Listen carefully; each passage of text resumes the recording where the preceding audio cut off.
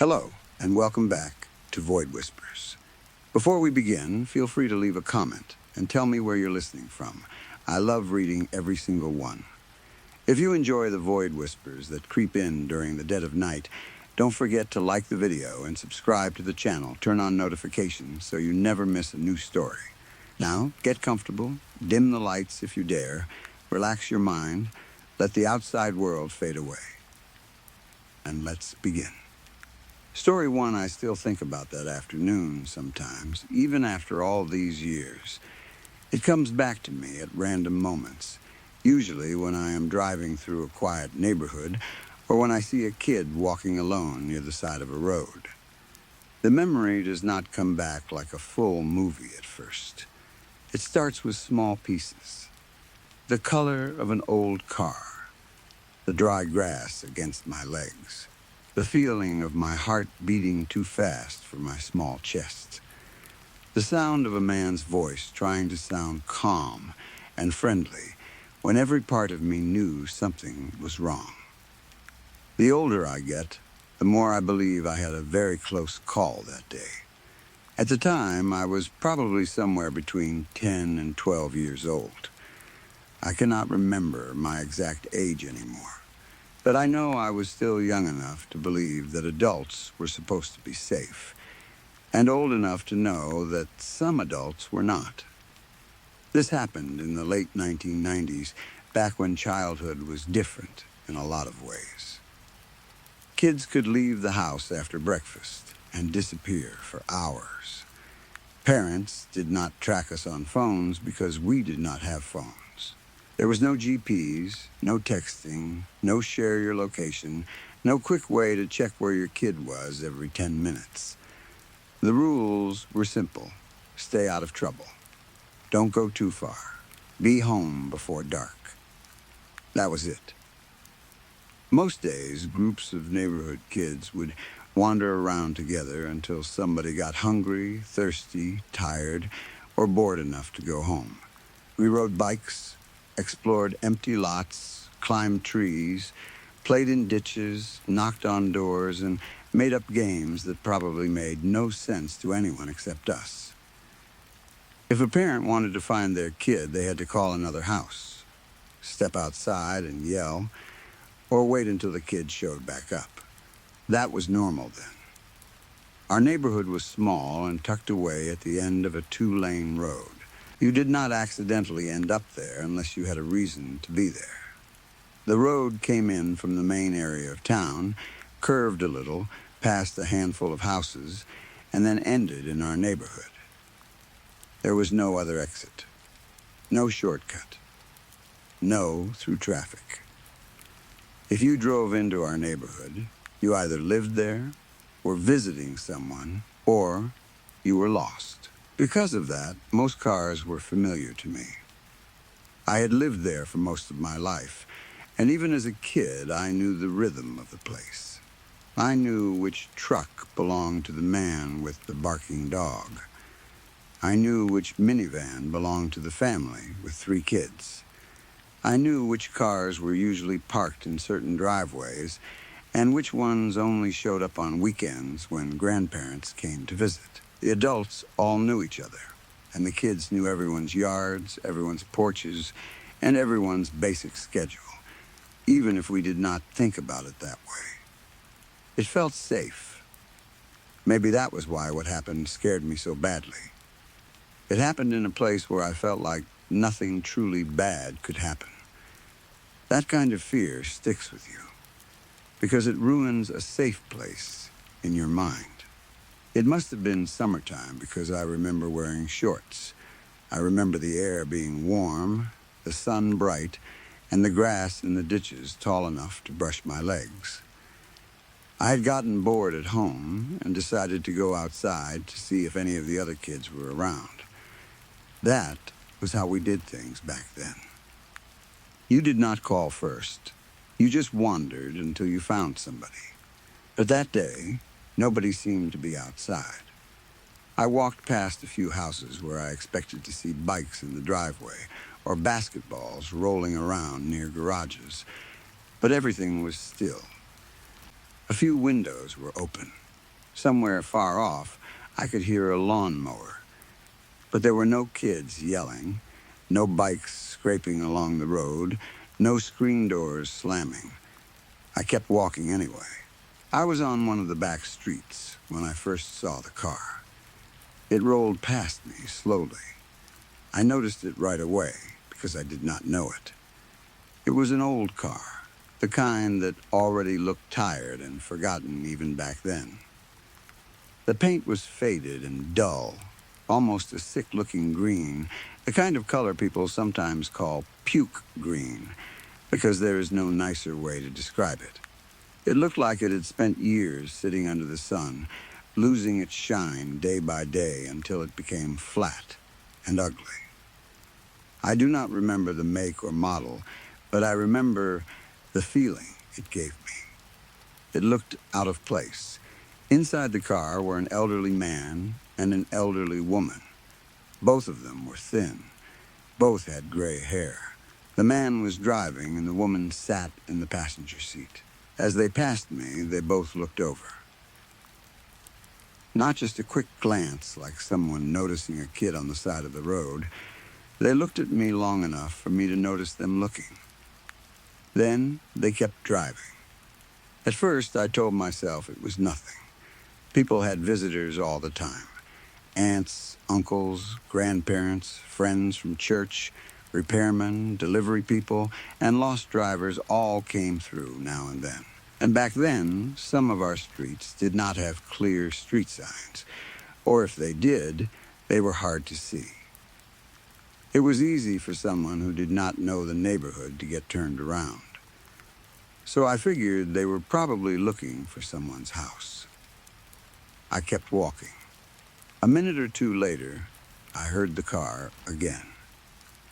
That is when the feeling changed. The same faded green car came around the corner and crawled up behind me, even slower than before. I do not know how to explain what that felt like as a kid. It was not full panic yet. It was more like my body understood something before my mind did. My stomach tightened. My shoulders pulled up a little. I became very aware of how empty the street was and how far I was from my house. I moved away from the road. On that part of the neighborhood, there was a ditch beside the street with tall grass growing along it. I stepped down into the grass, putting more distance between myself and the car. Stranger danger had been drilled into us back then. Every kid knew the basic rules. Do not take candy from strangers. Do not help adults look for lost pets. Do not get into a car with anyone you do not know. If somebody in a car talks to you, stay back. In my kid brain, stepping into the ditch made sense. If they were harmless, no big deal. If they were not harmless, they would have to make a very obvious choice to reach me. They would have to pull off the road or get out of the car. I thought that would give me time to run. The car slowed even more. Then it stopped beside me. The driver's window was down. The man leaned slightly toward it and asked if I knew how to get somewhere. I wish I could remember the place he asked about, but I cannot. That part of the memory is gone, blurred out by fear. I remember his voice more than his words. It was calm, too calm, like he was trying very hard to sound harmless. I also remember the way my ears started ringing.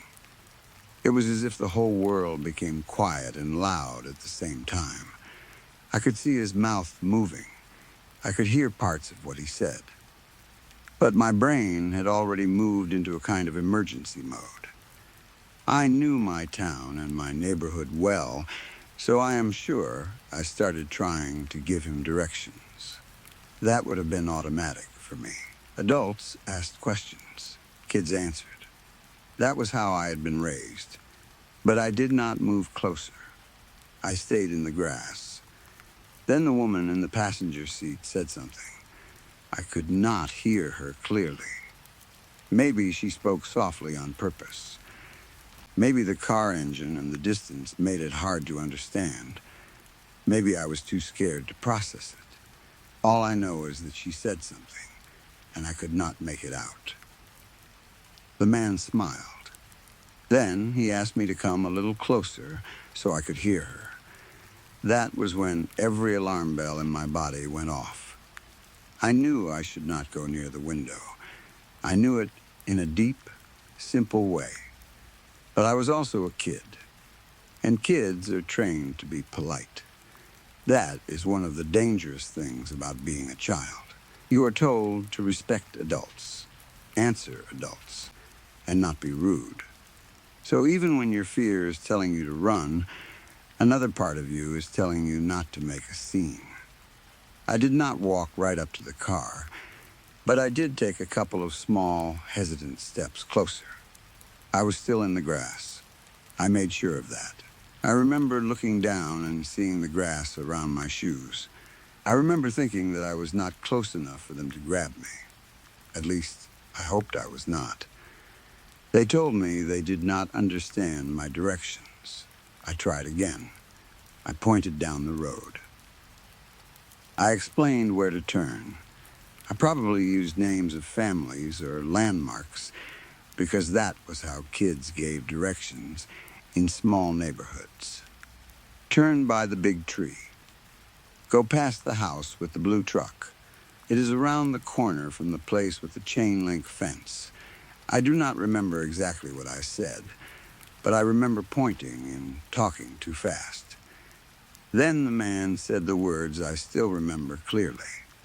Why don't you just get in and show us? I'm sure it isn't far. Everything in me went cold.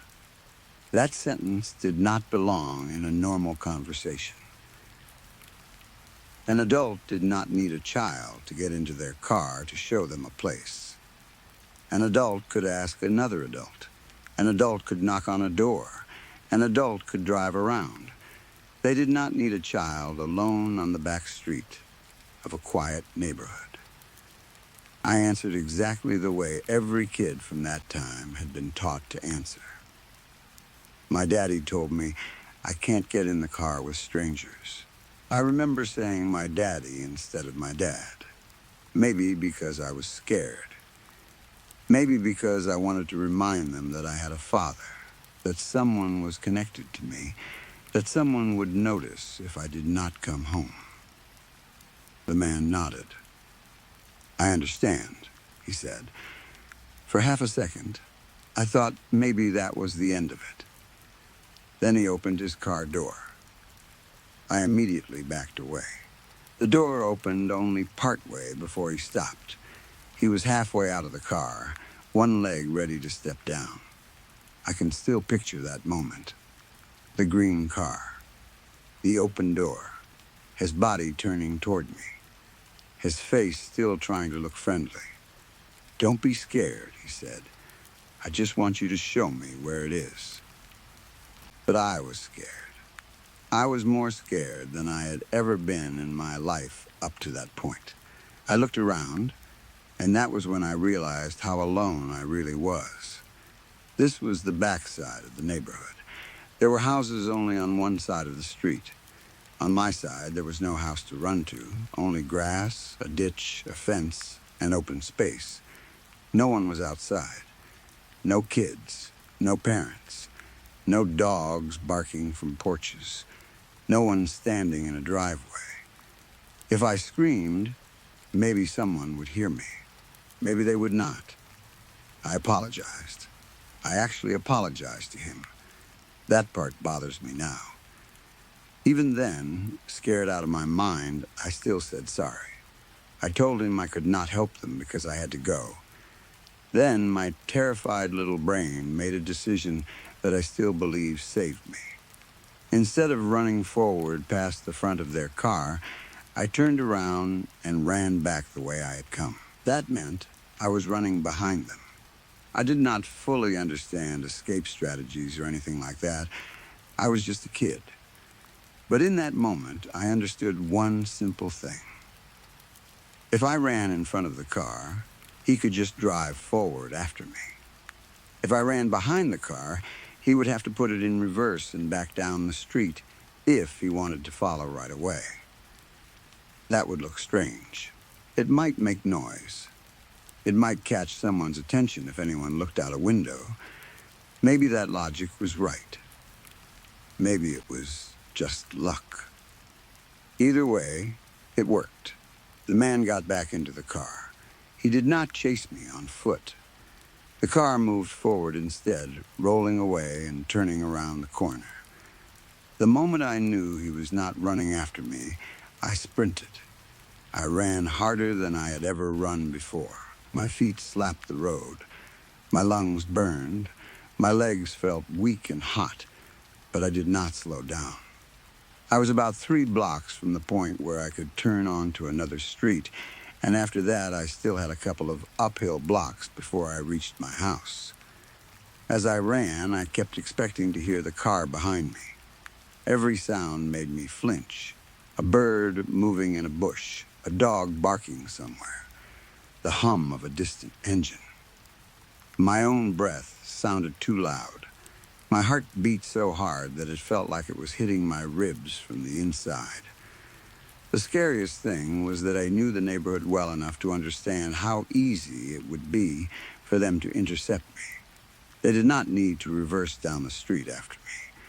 They only had to drive forward, go around 1 block, and meet me near the next turn. Our neighborhood was small. The streets connected in ways that were familiar to me, but would not be hard for an adult to figure out after a few loops. If they were smart, and if they really wanted me, they could get ahead of me.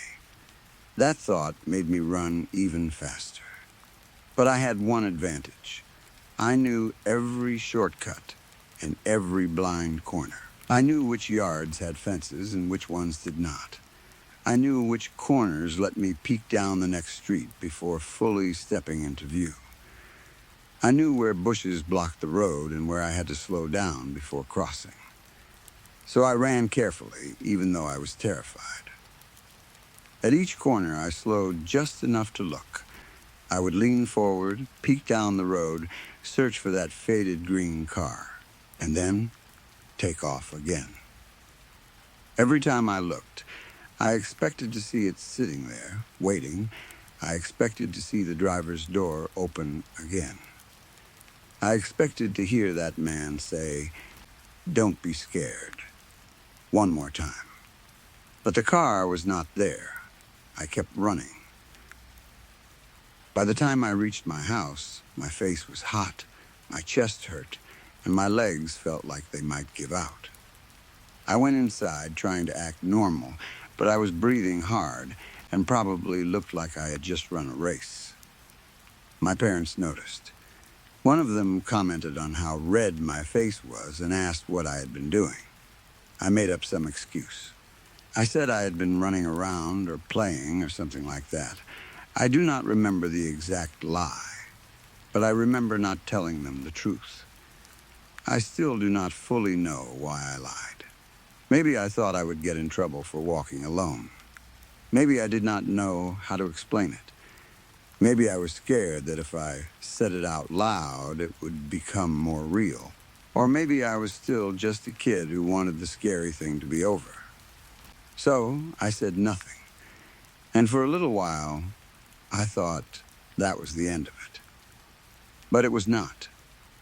For the next several hours, I stayed in my bedroom and watched the street through the blinds.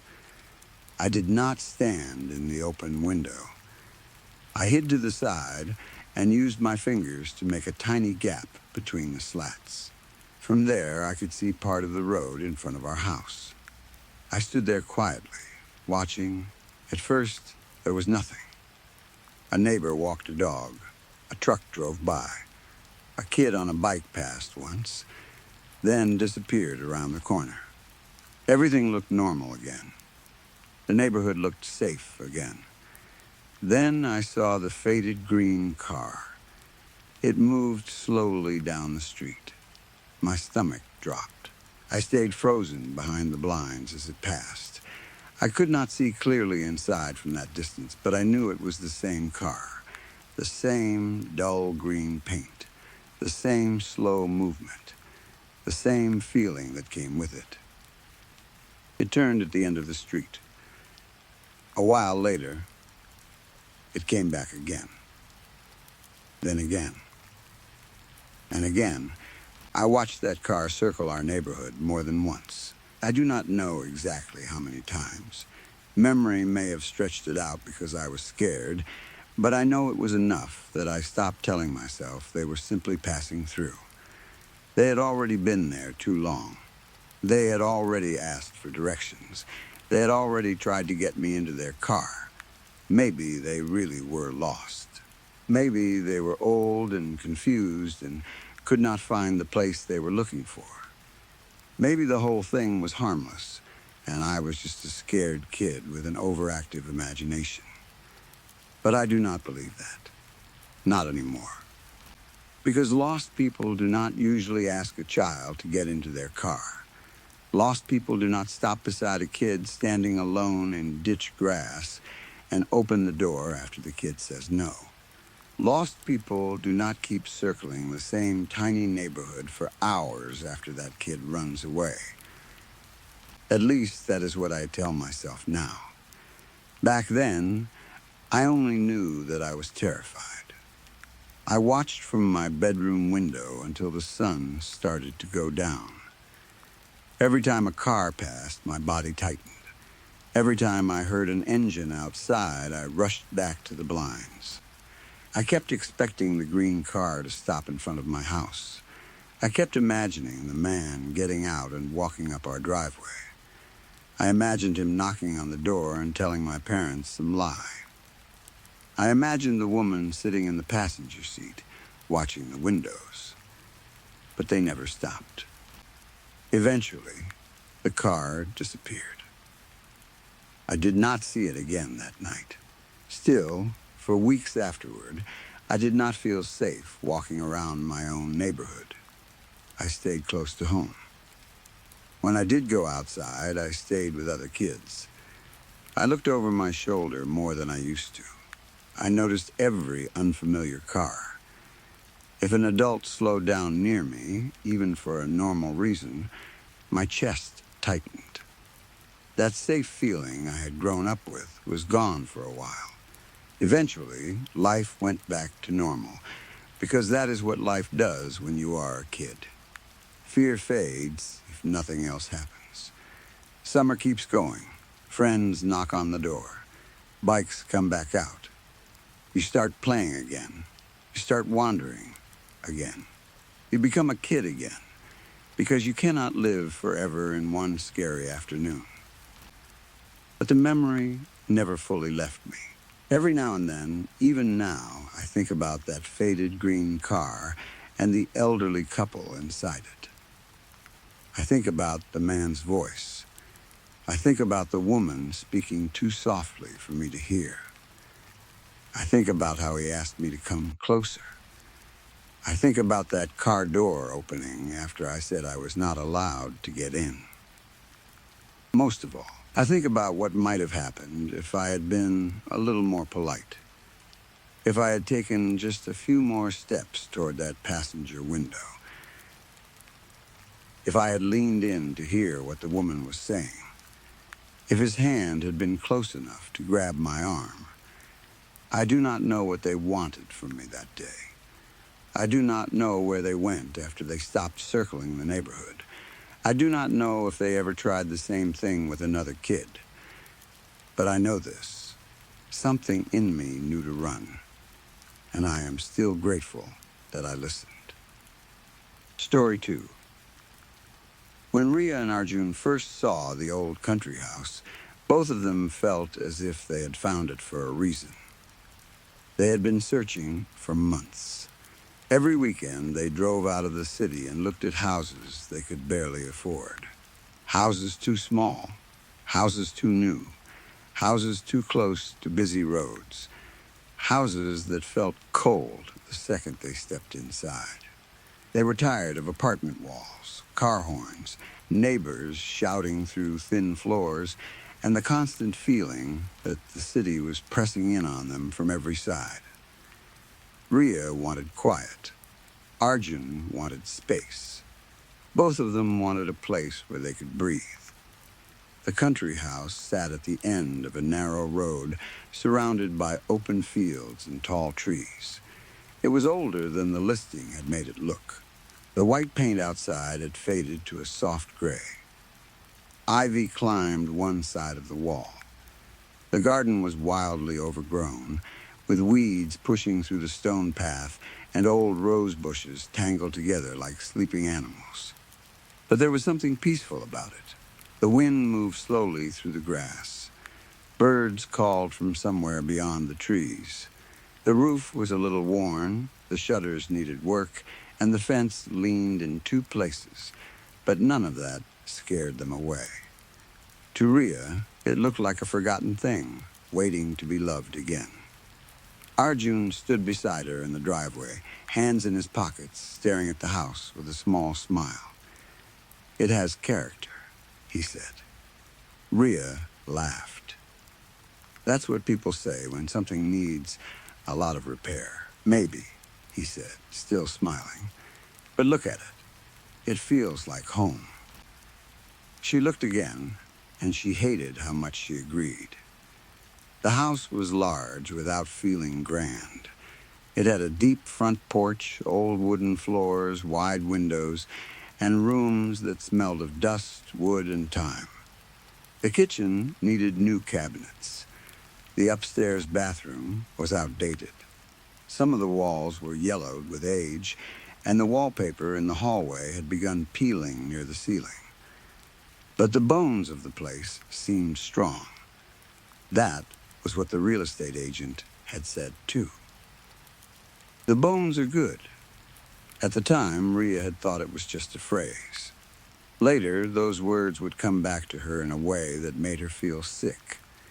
They bought the house after only 2 more visits. Their families thought they were moving too fast. Rhea's mother asked if they were sure about living so far from the city. Arjun's older brother joked that old houses always came with ghosts. Friends warned them about repairs, bad plumbing, hidden mold, and high heating bills. But Rhea and Arjun were in love with the idea of beginning again. They imagined summer mornings on the porch with coffee. They imagined planting herbs in the garden, painting the walls, filling the empty rooms with books and music and warm light. They imagined inviting friends for weekends and telling everyone how they had found their dream home. That was what they called it from the beginning. Their dream home. The first few days after they moved in were busy and exhausting, but happy. They unpacked boxes, cleaned dust from shelves, opened windows that had been shut for years, and learned the strange sounds of the house. It creaked at night. Pipes knocked behind the walls. The stairs groaned under their feet. Wind slipped through tiny gaps around the frames and made a soft whistling sound in the hallway. Arjun said it was normal for an old house. Rhea agreed, though sometimes she caught herself standing still, listening. It was not fear at first, more like the feeling that the house was listening back. On their first weekend there, they decided to repaint the living room. It was the room they loved most, even though it looked tired. It had a large fireplace, tall windows, and a ceiling higher than the rooms in their old apartment. The afternoon sun came through the glass in long golden strips, lighting up dust in the air. The walls had once been cream, maybe even white, but years of smoke, age, and neglect had turned them a dull yellow. Rhea wanted to paint them warm gray. Arjun said gray sounded boring. She said he could choose the color for his office if he let her have the living room. That settled it. They moved the furniture away from the walls, spread old sheets over the floor, and opened tins of paint. Music played from a speaker on the windowsill. For a while, everything felt ordinary, safe, almost cheerful. Arjun rolled paint in long, messy strokes, leaving little drops on his arms and shirt.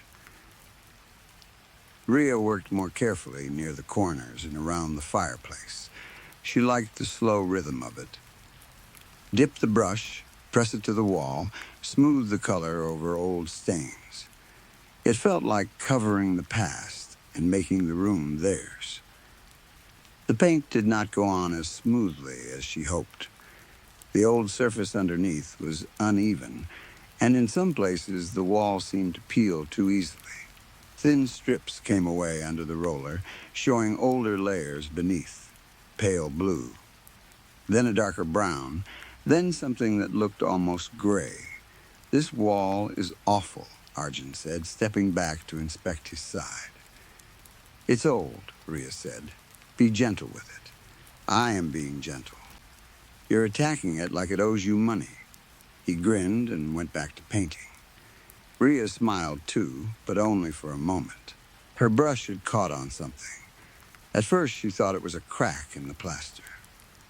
The bristles dragged strangely over a shallow groove near the corner of the room, just above waist height. She leaned closer. The fresh paint had thinned over the mark, collecting at the edges and leaving a faint line visible beneath it. She wiped the area gently with a cloth. The groove was not a crack. It was too clean, too careful. She rubbed away more paint, and her smile faded. There were letters carved into the wall, not written. Carved, the marks were thin and shallow, but once she saw them, she could not unsee them. Someone had scratched a name into the plaster long ago, then painted over it. Beneath the name was a date. "Arjun," she said. He kept rolling paint. "What?"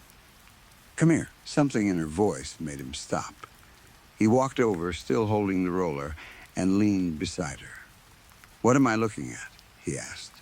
Rhea pointed. There, he narrowed his eyes. "Is that writing?" "I think so." She took the cloth and wiped more of the wall. A second name appeared lower down. Then, another. Then, part of another date. Arjun set the roller down. Together, they began clearing the paint from that section of wall. They did not scrape hard. They did not want to damage whatever was underneath. They used water, cloths, and the edges of their fingernails. Slowly, more marks appeared. Names, dates, dozens of them.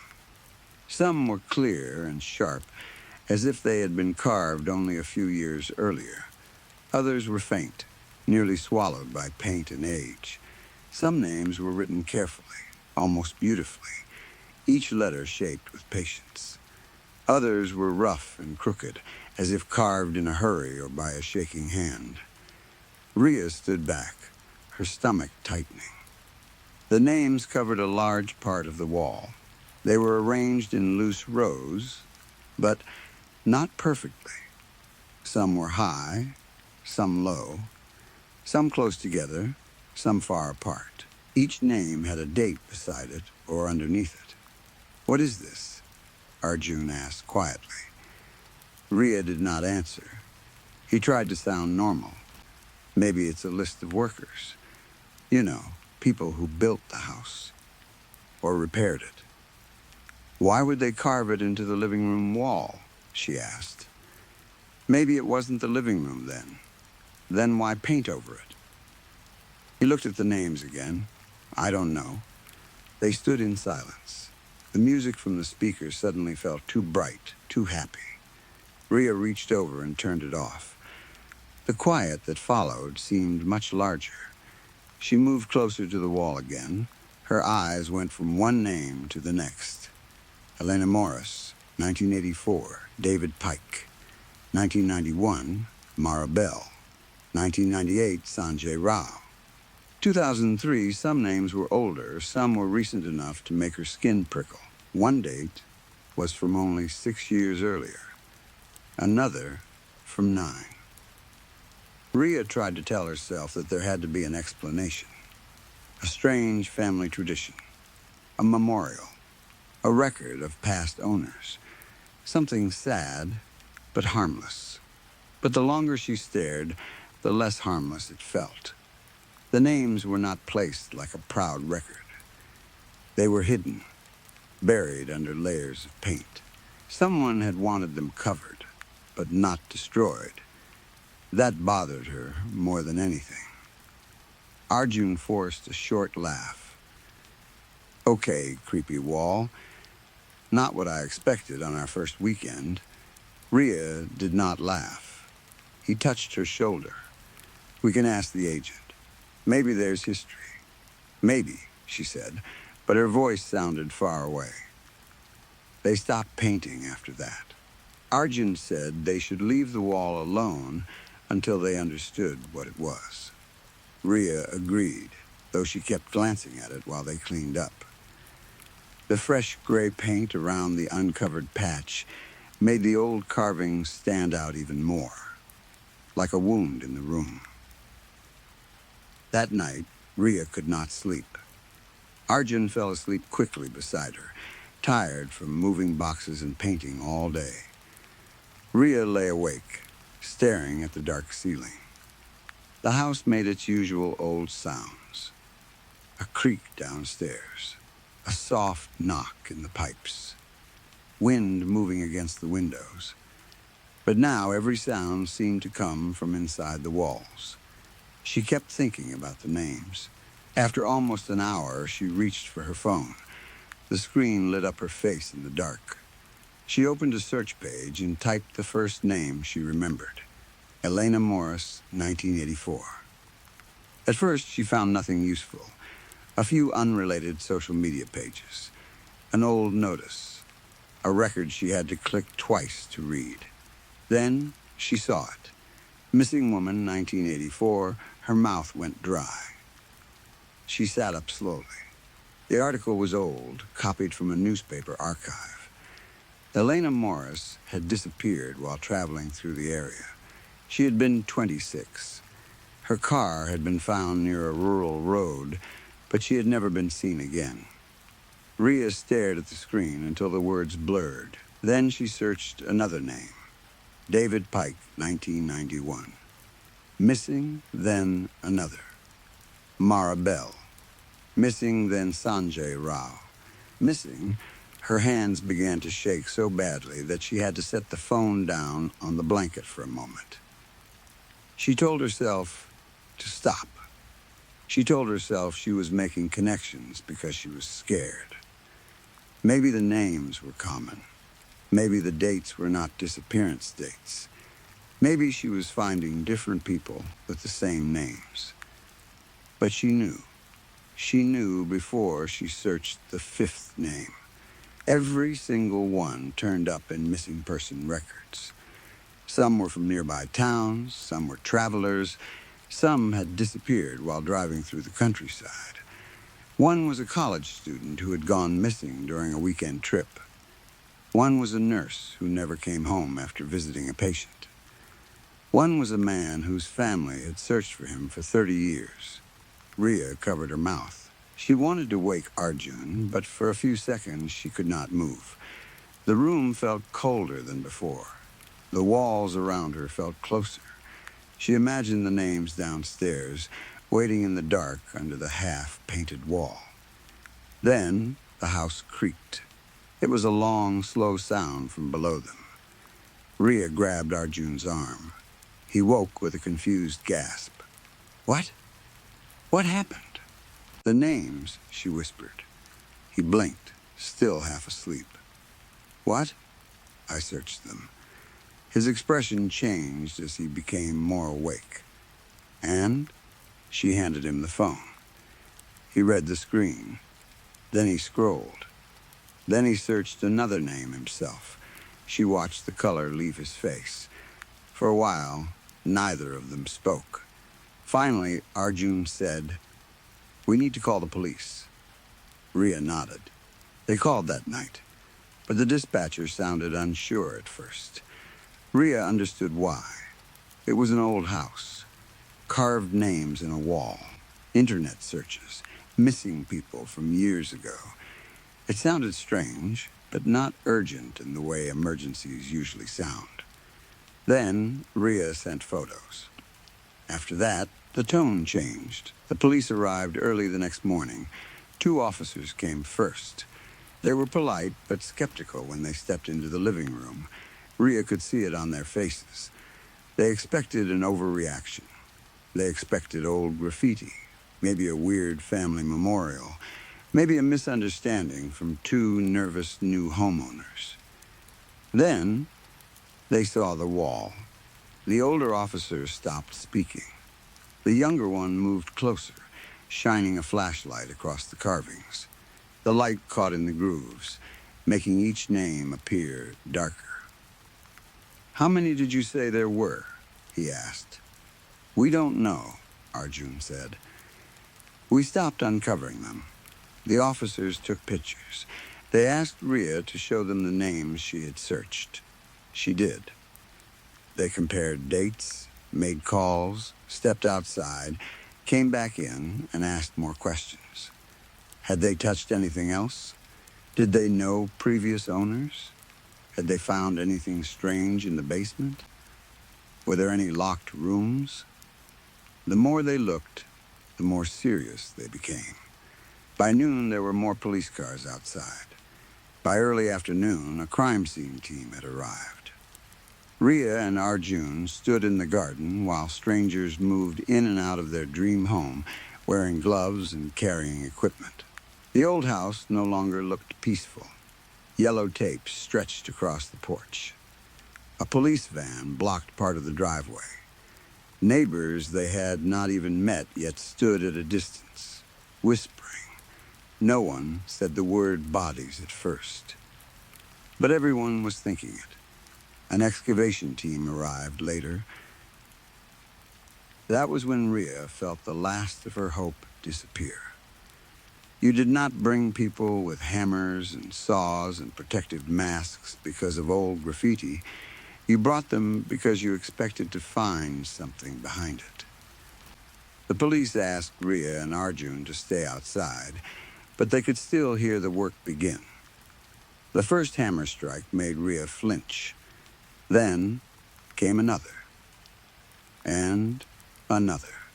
The sound carried through the house and into the garden. Heavy blows, cracking plaster, pieces falling to the floor, men speaking in low voices. Then everything went quiet. One of the officers came out of the house quickly, his face pale. He spoke to another officer near the porch. The second officer put on a mask. Rhea knew something had changed. A few minutes later, the smell reached them. It drifted out through the open front door, faint at first, then stronger. Damp, sour, rotten in a way that seemed older than normal decay. It smelled like wet earth, mold, and something sealed away for too long. Rhea turned her face away, gagging. Arjun put an arm around her, but his own hand was shaking. The officers told them to move farther back. They did. From the edge of the garden, Rhea watched as pieces of the living room wall were carried out in bags. More people arrived. The excavation slowed. The voices became quieter. Every movement looked careful now. Later, one officer explained what they had found, though Rhea wished he had not. Behind the wall, there was a narrow cavity. It ran along the length of the living room, hidden between the plaster and the old outer boards. It should not have been there. It had been made deliberately. The space was tight, but deep enough to hold something. Or someone. Inside the cavity, directly behind the carved names, they found bones. Not one set. Many. At first, the officer said 20. Then he said, maybe more. It was hard to tell until the specialists finished. Each set had been wrapped in old cloth. Some cloth had nearly fallen apart with age, some was newer. Each bundle rested behind the section of wall where a name had been carved. Name, date, body, the pattern was clear. Rhea stood very still while the officer spoke. She could hear his words, but they seemed to come from far away. Her paint-stained fingers trembled at her sides. There was still gray paint under her nails from the day before. She kept staring at it, unable to stop thinking about how close her hand had been to those names. She had wanted to make the house beautiful. She had been brushing paint over graves. Arjun asked questions. Rhea heard his voice, but not the words. She looked past him at the house. The windows reflected the gray sky. The open front door looked dark, like a mouth. Their dream home, that was what they had called it. But it had never been a home. Not really. It had been a hiding place. A tomb. A grave built upright with wallpaper and furniture placed in front of the dead. The thought hit Rhea so hard she had to sit down on the stone path. Arjun knelt beside her at once. "Rhea," he said softly, "look at me." She tried, but her eyes kept going back to the living room window. "How long?" she whispered. Arjun did not answer. "How long were they there?" He swallowed. "I don't know."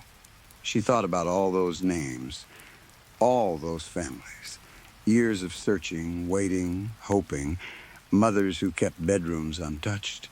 Husbands who stared at old photos. Children who grew up wondering why someone never came home. People who died without knowing where their loved ones had been all along. Behind a wall. In an old country house. Their house. As the police continued working, the sun began to sink behind the trees. The garden darkened. The wind moved through the weeds, making them whisper against each other. Rhea felt colder than she should have. Arjun stood beside her, his face blank with shock. "Who could do this?" he whispered. No one answered. Inside the house, another section of wall came down. An officer called for someone. Rhea looked toward the doorway.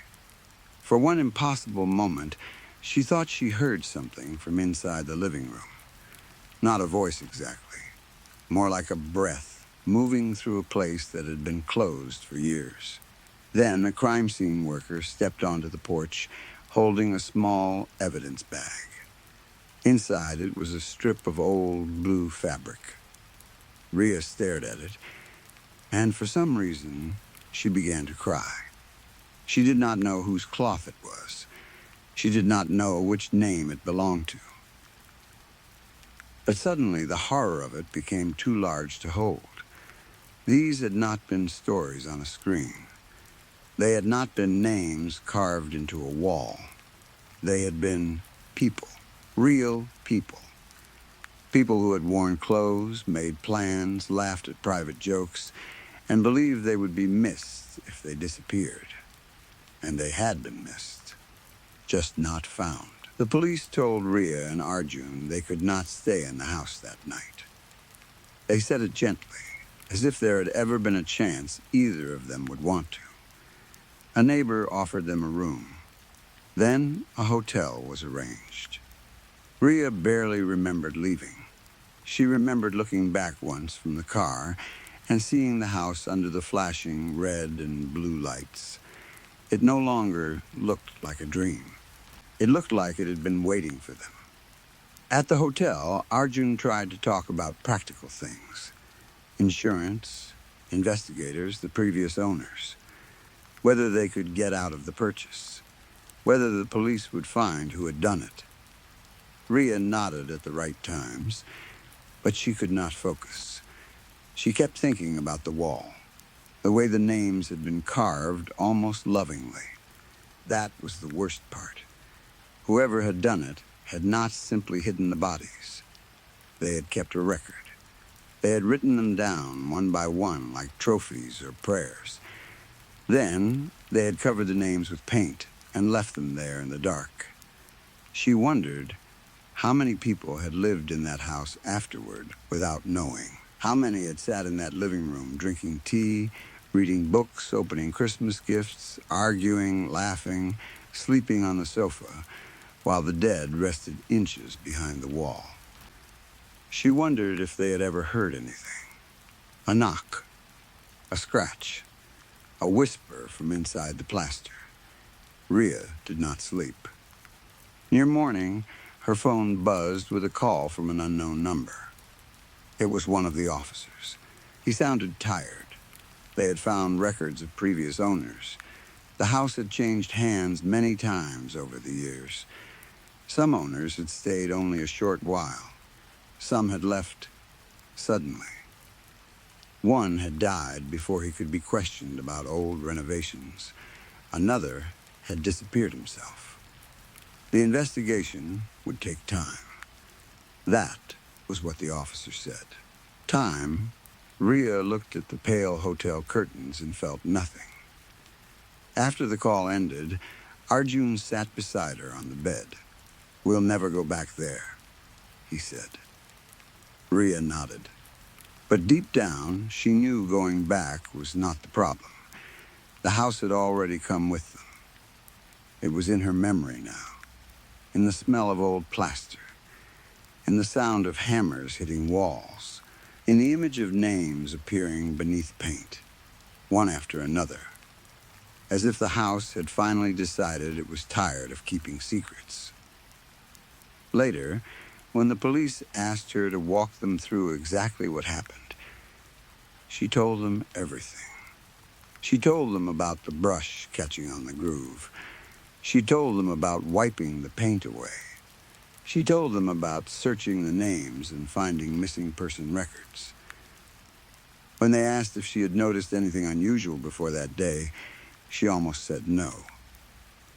Then she remembered the first night in the house. The creaking, the knocking, the way the walls had seemed to listen. She remembered standing in the living room alone, before they had unpacked the boxes, and feeling for one brief second as if she was not alone. At the time, she had blamed the old house. Now she was not so sure. Weeks passed before the story reached the news. By then, police had confirmed more than 20 sets of remains inside the walls. The names matched missing people across several decades. Some families finally received answers.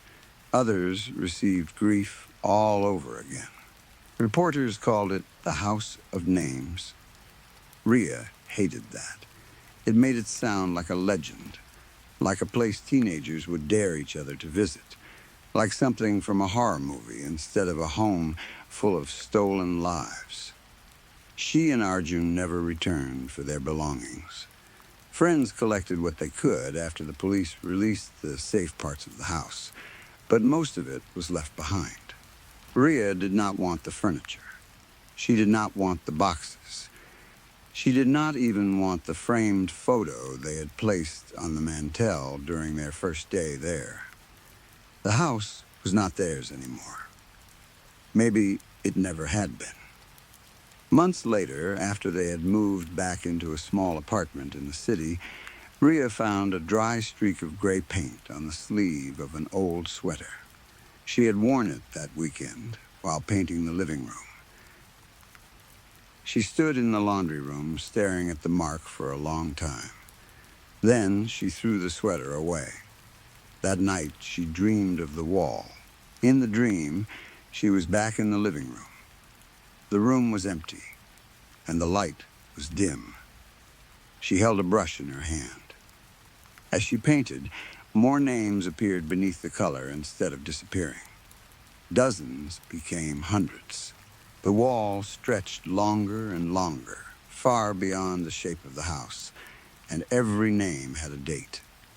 At the very end, there was a fresh carving, Rhea's own name.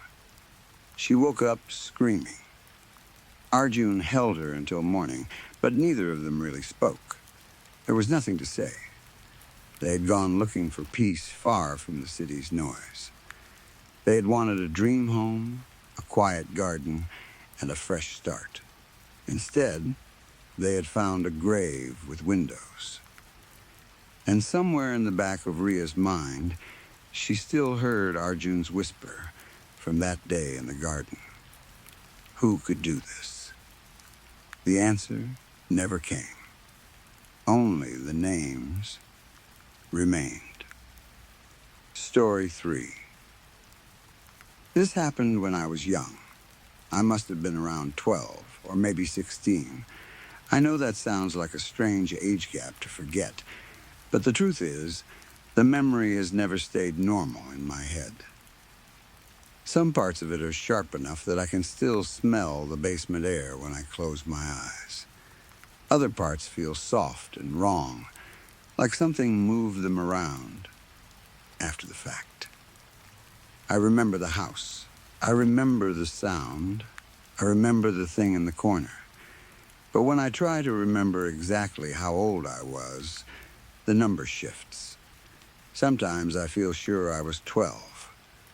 Other times I feel sure I was older, maybe 15 or 16.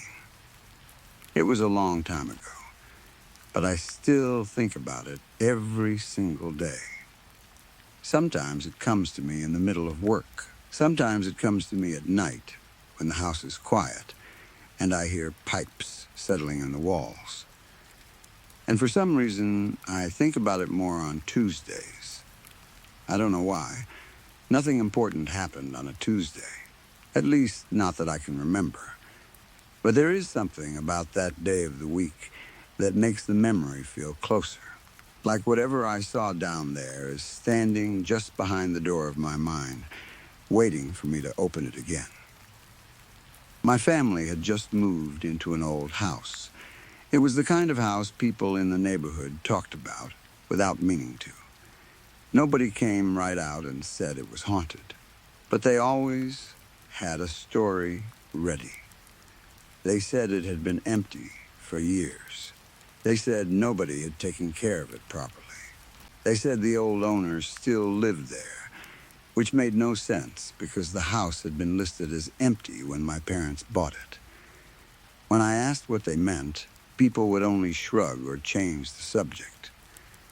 The weirdest part was that everyone seemed to know about the old owner, but nobody had ever actually seen him in person. Back then, I did not believe in ghosts. I thought people made those stories up because old houses made noises and because adults liked to scare kids when they had nothing better to do.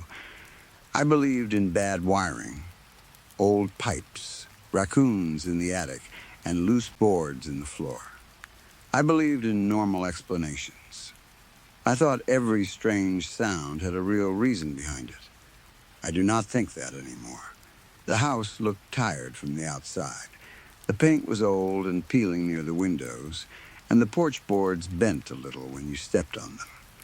The yard had patches of dead grass mixed with weeds that had grown too tall before someone cut them down. Inside, the room smelled like old wood, dust, and something damp that never fully went away no matter how many windows my mother opened. My parents said it just needed time. They were excited because the place was bigger than our old home, and they kept talking about all the work they wanted to do. New paint, new curtains, new kitchen tiles. Fix the lights, fix the doors, make it feel like ours. But to me, it never felt like ours. It felt like the house was letting us stay there for a while. I did not say that to anyone because I knew how it would sound.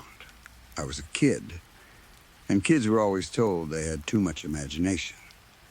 So, I kept quiet. I helped carry boxes. I slept in my new room. I listened to the walls at night and told myself old houses always made noise. One night, not long after we moved in, my parents went out to get dinner. They said they would be home around 7. I remember that clearly because I checked the clock after they left, and I started counting how long I had the house to myself. I liked being alone sometimes. It made me feel older. I had the TV on, a blanket around my legs, and a bowl of cereal, even though it was evening. The sky outside had already gone dark. The house felt bigger after sunset.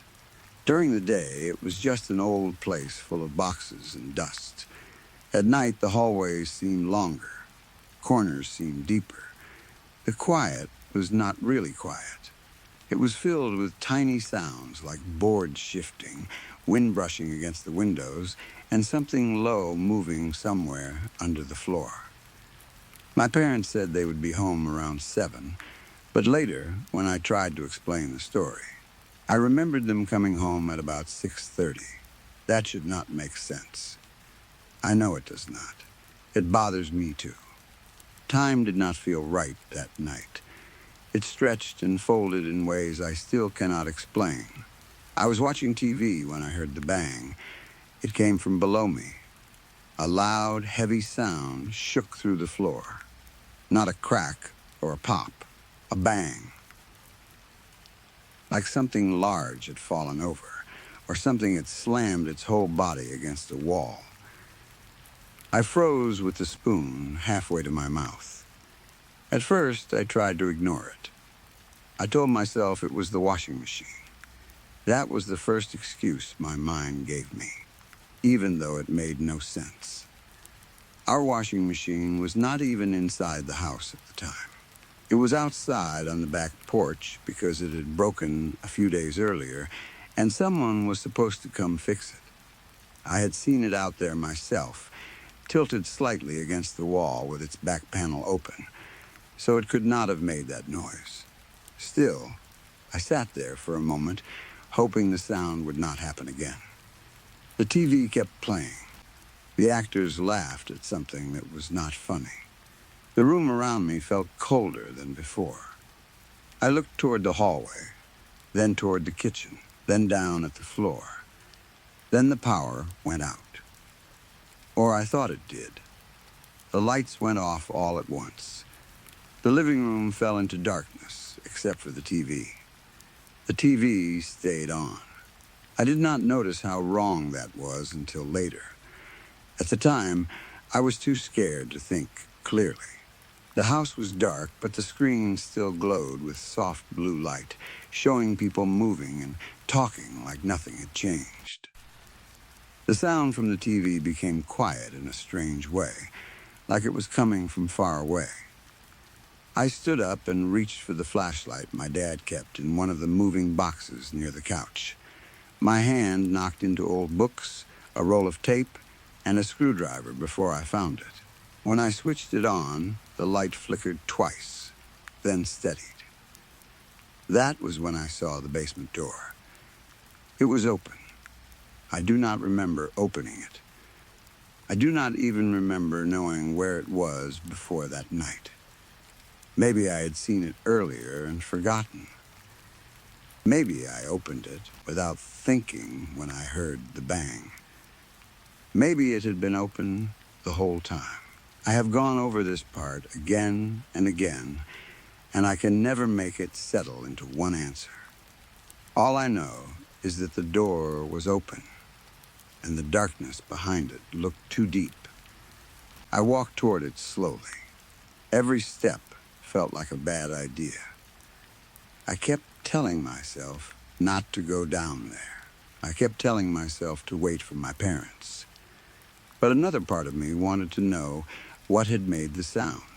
It is hard to explain, but it felt like the house was holding its breath, waiting to see what I would do. I thought if I ignored the basement, the sound might come again, closer, next time. So I went to the stairs. The flashlight beam shook in my hand. The basement stairs were narrow and old, and they disappeared into blackness below. The air coming up from down there smelled wrong. Not just dusty, not just damp. It smelled like old wood, wet air, dry mold, and something else I could not describe. The strange thing is that even though I could not name the smell, I recognized it instantly. It was like smelling something from a dream you forgot you had. I put one foot on the first step. It creaked loudly. Then the next one creaked. Then the next. Every stair made a sound under me. Some were sharp and high. Some were deep and slow. But the quiet ones were worse. The quiet ones did not really stay quiet. They seemed to hold their sound inside them, and somehow that felt louder than the ones that creaked.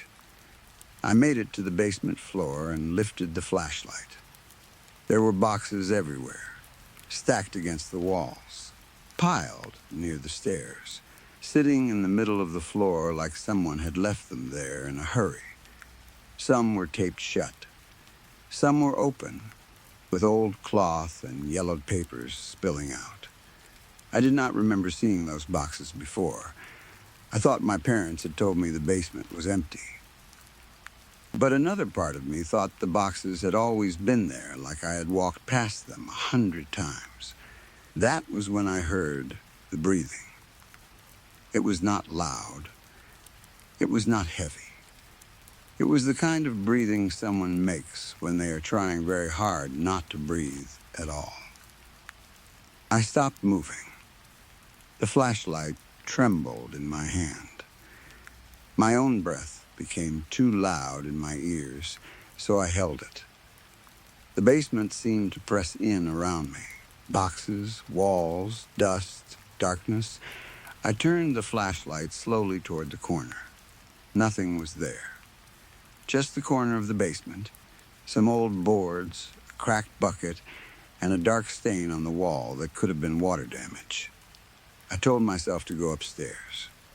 Then I blinked, and something was standing there. I do not mean I saw it step out. I do not mean I saw movement. It was simply not there, and then it was. Unless it had been there the whole time and my eyes had refused to understand it. It was tall. Too tall. At first, I thought it was 7 feet. Then it seemed taller. 8, maybe 9. It reached up into the darkness near the ceiling, but its body did not look bent or cramped. It looked like the basement had been made for it, not for us. My flashlight was pointed right at it, but its face stayed hidden. The beam hit the corner, hit the wall behind it, hit the shape of its long body, but the face remained dark, like the light went around it, like the darkness on its face was thicker than normal darkness. Even so, I could tell it was smiling. I do not know how. I could not see the mouth clearly, but I knew. The shape of the air around its face felt like a smile. Not a kind one, not a human one. It was the kind of smile you feel before you see it, the kind that tells you something is enjoying your fear. I wanted to run, but my legs would not move. "Who's there?" I asked. My voice sounded small and cracked in the basement. The thing did not answer at first. Then it said, "You came back." The voice was not loud, but it filled the basement. It sounded like someone speaking from inside the walls and from right in front of me at the same time. It was dry and slow, almost gentle. I swallowed hard. "I've never been here before," I said. The thing's smile seemed to widen, though I still could not see it. "I know," it said. That made no sense. It still makes no sense. But the way it said it made my skin crawl. It did not sound confused. It did not sound like it had made a mistake. It sounded like both things were true, like I had never been there before, and I had come back anyway. We stared at each other. It could have been 10 minutes. It could have been 3 seconds. I honestly do not know. Time did not stop, but it stopped feeling like time. The basement stayed still around us. The boxes did not shift. The TV upstairs made no sound anymore. The house was waiting. Then my phone vibrated. The sound nearly made me scream. I looked down without meaning to. The screen lit up in my hand, even though I did not remember taking the phone out of my pocket. It said I had 1 missed call. From unknown number. There was no number below it. No digits. No missed call time. just the words unknown number. That scared me in a way I cannot fully explain. I know unknown calls happen all the time. Everyone gets them. But this was different. My phone looked wrong. The letters seemed too sharp on the screen. The glow made my fingers look pale. I looked back up. The thing was closer. Not by a little, not by enough to ignore. It was close enough now that I could see the shape of its shoulders in the flashlight beam. I still could not see the face. I still could not see the smile, but I knew it was there. It slowly lifted one arm. At least, I think it was one arm. Sometimes, when I remember it, there are two arms rising at once. Sometimes I only remember one. The limb was long and thin, with joints that seemed to bend slightly wrong. It pointed behind me. Every part of me knew I should not turn around. But I did. There was nothing behind me. Only the stairs, only the dark path back up, only the weak blue glow from the TV somewhere above. I turned back. The thing was still standing there. Except it wasn't. The corner was empty. I do not remember deciding to run. 1 second I was looking at the empty corner, and the next I was flying up the stairs as fast as I possibly could. My feet slipped on the steps. My shoulder hit the wall. The flashlight beam bounced everywhere. I could hear my own breathing, loud and ugly, and under it I thought I heard something else moving behind me.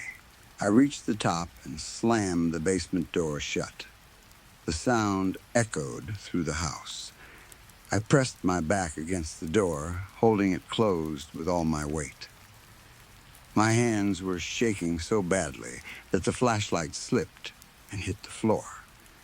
The TV was still on in the living room.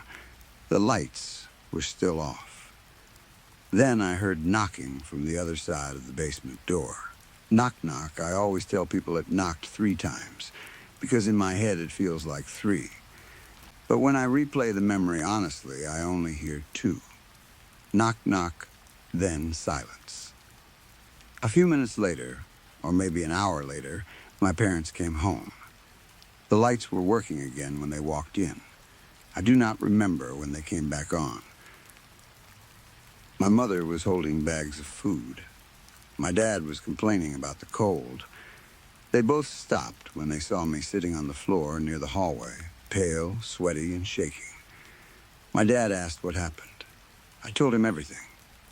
I told him about the bang, the power going out, the basement door, the boxes, the breathing, the tall thing in the corner, the voice saying I had come back, the missed call, the knocking. My father did not yell. He did not laugh.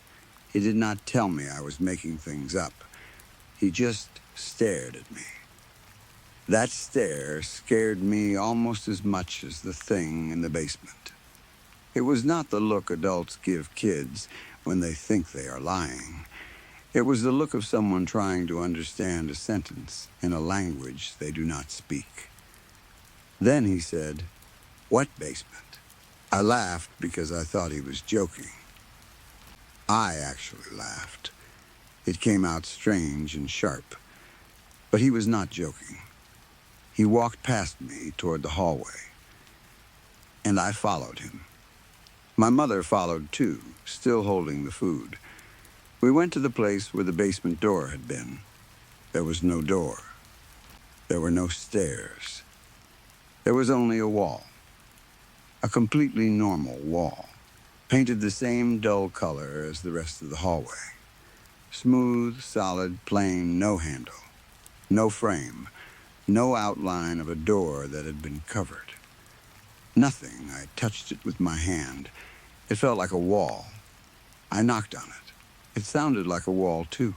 My dad looked at me like he wanted to say something, but he didn't. My mother told me I was probably tired from moving and being alone in a new house. She said old houses could make strange noises. She said I had scared myself. But I knew what I had seen. I knew what I had walked down. I knew the smell of that basement. We stayed in that house longer than we should have. I know that sounds impossible after what I just told you, but families do strange things when they do not have money, or when adults decide a problem is too strange to face. We moved out 6 years later, though sometimes when I remember it, it feels like we moved the very next week. Both memories sit in my head at the same time, and I do not know which one is right anymore. I have never gone back. Not once. I looked up the house years later, but I could not find it in the way I remembered it. The street looked wrong on maps. The houses seemed too close together. The yard was different. Maybe I was looking in the wrong place. Maybe the house was torn down. Maybe it was never there the way I thought it was. But sometimes, even now, I still hear knocking. Not always at home. That is the part that bothers me most. Sometimes I hear it at work. Sometimes I hear it in public bathrooms. Sometimes I hear it in hotel rooms. Sometimes I hear it in places where there is no basement under me at all. Knock, knock. Just 2 knocks. Or maybe 3. And every time I hear it, I remember the thing in the corner, smiling without a face, telling me I came back. So if you are reading this and your house has a basement, do not go down there alone. Not at night. Not when the power goes out. Not when you hear something that sounds like it came from below. And if your house does not have a basement, be careful anyway, because that might be when it has the easiest access. Story 4. People always say the groom is not supposed to care too much about the wedding plans. He is meant to nod, smile, say whatever you want, darling, and then stay out of the way while the bride and her friends turn the whole thing into a beautiful disaster of flowers, dresses, table cards, and tiny expensive details nobody will remember a year later. I was never that kind of groom. I cared. I cared more than I probably should have. I cared about the cake. I cared about the music. I cared about the napkins, the lighting, the cutlery, the seating plan, the color of the ribbons on the chairs, and whether the centerpieces looked elegant or like something stolen from a hotel lobby. I knew some people would laugh at that, and they did. Melanie's bridesmaids laughed at me constantly during the first few weeks of serious planning. They were her closest girlfriends, the kind of group that had known each other for so long that all their stories began with things like, "Do you remember when we were 12? Or that summer before college?" Or back when Elaine said, and then the whole group would burst into laughter before I even understood what had happened. They had been together forever, and in their eyes, I was still the new person, the man who had wandered into their little world and somehow convinced Melanie to marry him. At first, they called me metrosexual because I had strong opinions about buttercream, table linen, and how many shades of ivory were too many. They giggled when I stood in the bakery arguing that lemon and elderflower was a far better choice than plain vanilla. They smirked when I said the sage green napkins looked too washed out under warm lighting. They nearly cried with laughter when I told Melanie, in front of all of them, that lilies were a lazy choice for wedding flowers. Lilies? I had said, probably louder than I needed to. Really, darling? Can we think just a little bit outside the box? Melanie had turned red. I had turned red too, but mostly from passion. Weddings are expensive. If we were spending that kind of money, I wanted it to look like we had thought about it for more than 8 seconds. To my surprise, the bridesmaids took my side. They agreed that lilies were too obvious. One of them said they always looked like flowers people sent after a funeral, which made everyone laugh except Melanie. Another said they made the room smell too strong. I felt a strange little wave of victory. It was one of the first times I felt like I had won any approval from her friends. I liked the bridesmaids well enough, even though, for the first year of my relationship with Melanie, I thought of them less as individual people and more as one shared creature called Melanie's girlfriends. They were always around, always texting, always appearing in groups, always leaving lipstick marks on wine glasses and bags on the floor. I knew they mattered to her, but for a long time I did not really try hard enough to learn who was who. Melanie mostly saw them without me. She went to brunch with them, shopping with them, drinks with them, spa days with them, and whatever else groups of close female friends did when their partners were not invited. I would hear names in passing, nod, and pretend I knew which one she meant. Over time, I started making private labels in my head. There was the tall one. There was the curvy one. There was the one who looked like a normal person version of Juliana Margulies, as if someone had taken a famous actress and removed just enough polish to make her believable as a woman you might see buying oat milk at the supermarket. Then there was the bitchy one, whose real name I was always scared to guess, because she looked like she would correct me in a way that would ruin my whole evening. That system worked for a while. Not perfectly, but well enough. The trouble was that they all had a way of becoming similar when they were together. They dressed in the same general style. They borrowed each other's clothes. They did their hair in similar waves or similar tight buns, depending on the day. They used the same makeup tricks, the same shades of lipstick, the same overdone contouring that looked fashionable to them and terrifying to me. They seemed to move as a group, laugh as a group, and sometimes even speak as a group. So yes, I confused them, more often than I like to admit. But once the wedding planning truly began, I started paying closer attention. They were bridesmaids now. They were part of the day. They were going to stand beside Melanie while I waited at the front and tried not to cry or faint or think about how much the florist had charged us. It seemed important to know who they were. I had almost managed it by the time the problem started. We were at home one evening, surrounded by wedding samples. Swatches of fabric lay across the coffee table. Half-empty cups of tea had gone cold. A notebook full of lists sat beside Melanie, and she was sitting in front of her vanity mirror, carefully doing her makeup, even though we were not going anywhere. Melanie did that sometimes. She said it helped her think. We were talking about the bridesmaids' dresses. I had pushed hard for sage green. Not too bright, not too dull, soft enough for an outdoor ceremony, but still elegant in photographs. Melanie had agreed after some debate, and I was very proud of that choice. Then she said it, very casually. But Elaine really dislikes the sage green we picked for the color of their dresses, she said, brushing powder under one cheekbone. I told her that was all, you darling. At first, my mind did not catch on. I was still thinking about fabric, about whether the shade would look too pale in late afternoon light, about whether all the bridesmaids would secretly hate me for choosing it. Then the name settled into my head. Elaine. My brain stopped.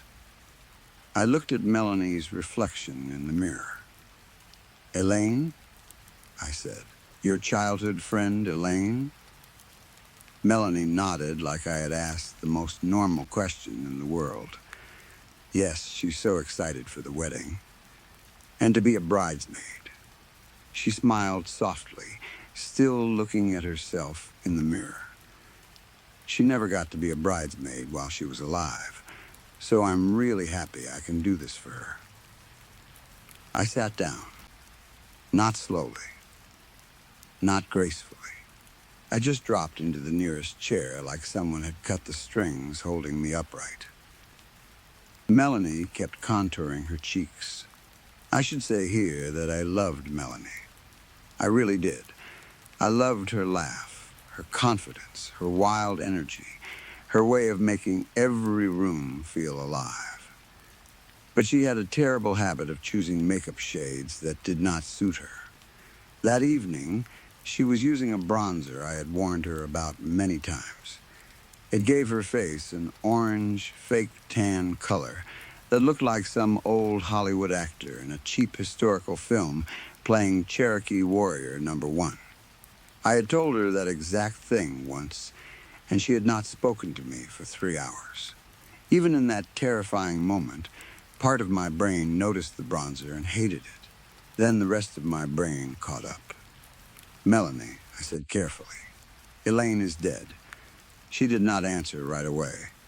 "You told me," I continued, because my mouth had gone dry and I needed to hear myself say something sane. "You told me she died of cancer a few months before we started dating." Melanie turned from the mirror. I winced at the makeup before I could stop myself. It was truly the wrong shade.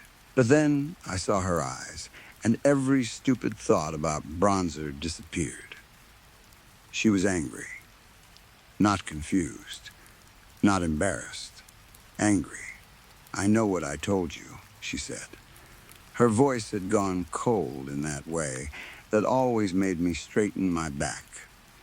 "And I also told you that Elaine is always with me," she said. "She will always be with me. And if you have a problem with that, or with any of my girlfriends, then—" I lifted my hand quickly. I knew that tone. I had heard the speech before. It was her girl power, loyalty above all, friendship is family speech. I privately called it the Spice Girls rant, though I had enough survival instinct never to say that out loud. "No, no," I said. "Melanie, that is not what I mean. Of course I don't have a problem with your friends.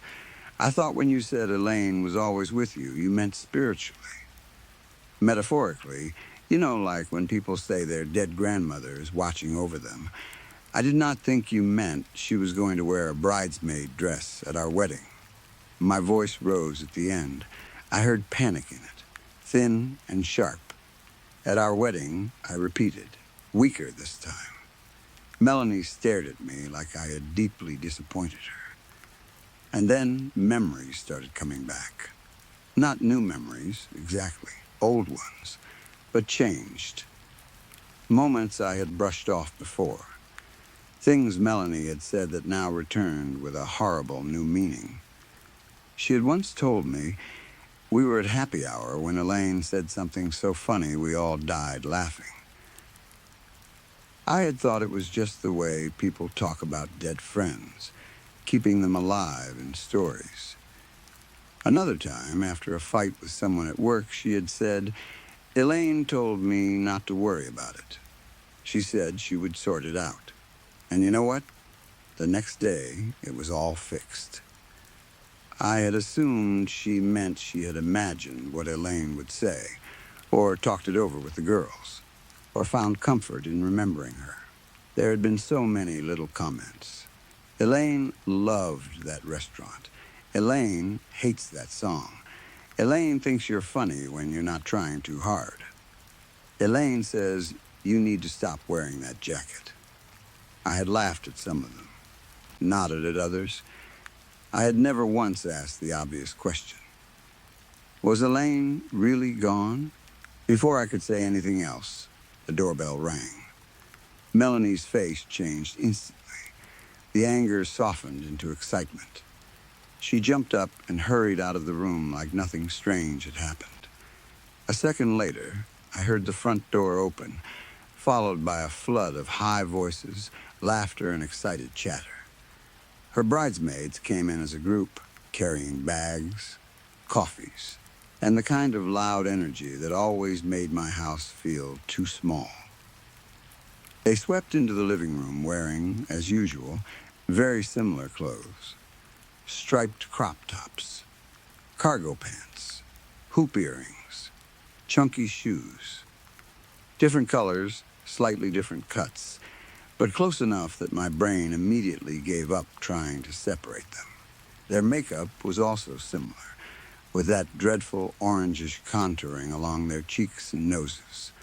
Under the warm lights, it gave all of them a sharp, almost animal look, as if their faces had been painted for some old ritual rather than a casual visit. Melanie walked in behind them and pointed toward me. "Ladies," she said brightly, "this fella here doesn't think Elaine should be one of the bridesmaids." The room went silent. Not quiet. Silent. The kind of silence that feels heavy, as if someone has thrown a thick blanket over every sound. The girls looked at one another. Their expressions changed in small ways. The smiles faded. The laughter died in their throats. They did not look shocked. Exactly, they looked nervous. That scared me more. Finally, Juliana spoke. I call her Juliana here because even now I am not fully sure of her name. She stepped forward a little, folding her arms in a careful way. "Look," she said gently, "you don't want to do that." I stared at her. "Do what?" I asked, even though I knew. "You don't want to upset Elaine," she said. "She's really happy to be a bridesmaid. She's been waiting for something like this. And she really cares about Melanie. They were like sisters growing up, you know." The other girls nodded. Somewhere behind them, Melanie sniffed like she was close to tears. The air in the room seemed to change. It grew thicker, warmer. It became harder to breathe. I looked from face to face, trying to count them properly. 4? 5? There was the tall one, the curvy one, Juliana, the bitchy one, maybe another behind Melanie. Or maybe the room was bending around them. Their orange contouring looked darker now, almost like stripes. Their eyes were all fixed on me. Hostile, yes, but not completely without pity. That made it worse. They were not looking at me like I was being silly. They were looking at me like I was standing too close to the edge of a cliff. I opened my mouth, but before I could speak, a sharp, burning pain stabbed through my thigh. I yelped and jumped. Something in my pants pocket was burning me. I slapped at it, panicked, and pulled out my phone. The moment it touched my hand, pain shot through my fingers. The phone was glowing red hot, bright and angry like metal left in a fire. I dropped it onto the floor with a shout and clutched my hand against my chest. Everyone stared at the phone. The red glow faded slowly. In seconds, it looked normal again, lying harmlessly on the floor beside the coffee table. My palm throbbed. The skin was already blistering. I looked at the bridesmaids. No one seemed surprised. The curvy one spoke in a quiet voice. That was Elaine. My whole body went cold. Melanie came over to me. Her face was soft now, pleading. She took my unburned hand in both of hers and looked up at me with tears shining in her eyes. "Please," she said, "don't make her spoil our perfect day. We've been planning this for so long." I wanted to say that I had also been planning it. I wanted to say that a dead woman burning my phone through my pocket was already spoiling the day. I wanted to say a lot of things, but my hand hurt badly, and the room still felt too full. "She has to be there," Melanie whispered. "She has been waiting for this. Just try to understand. She loves us all so much." The tall one spoke next. Her voice was calm, but there was something careful in it, like she was choosing each word to avoid making the air worse. "Melanie passed a cyclist too close the other day while driving home," she said. He gave her the finger. Melanie looked down, almost shyly. The tall one continued. You don't want to know what Elaine did to him. I did not ask. She told me anyway.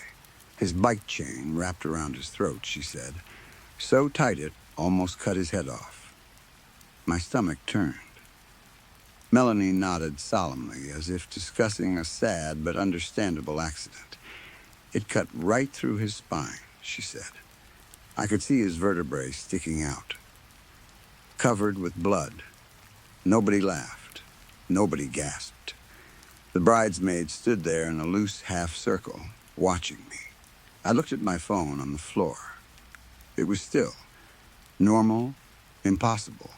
My burned hand pulsed with pain. My chest felt tight. I could feel my body wanting to shake, but I refused to let it happen. Some small, stupid part of me still did not want to look weak in front of the bridesmaids. I was the groom. I was meant to be part of this wedding, part of this strange family Melanie had built around herself. I was not supposed to collapse because a dead bridesmaid had opinions about sage green.